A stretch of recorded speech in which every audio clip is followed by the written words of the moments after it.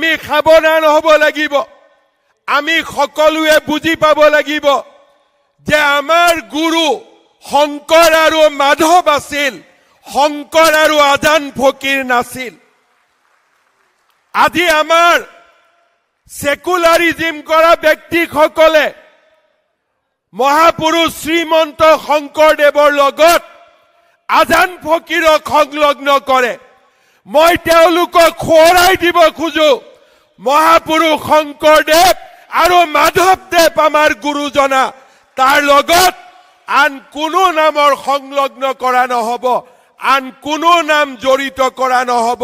শংকৰ মাধৱ আমাৰ জাতীয় জীৱনৰ প্ৰাণ প্ৰতিষ্ঠাতা, আৰু সূৰ্য আৰু চন্দ্ৰ থকালৈকে শংকৰ মাধৱ আমাৰ গুৰু দুয়োজনা আমাৰ মাজত জীয়াই থাকিব।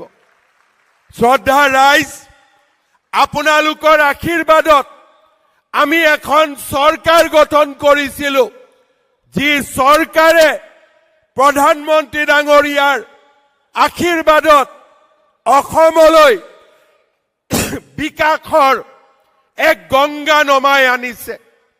কিন্তু আমি বিশ্বাস কৰো যে বিকাশৰ লগে লগে আমাৰ জাতিৰ পৰিচয়ও থাকিব লাগিব, জাতিৰ অস্তিত্বও থাকিব লাগিব। যদি জাতিৰ পৰিচয় নাথাকে, বিকাশৰ কোনো মূল্য থাকিব নোৱাৰে।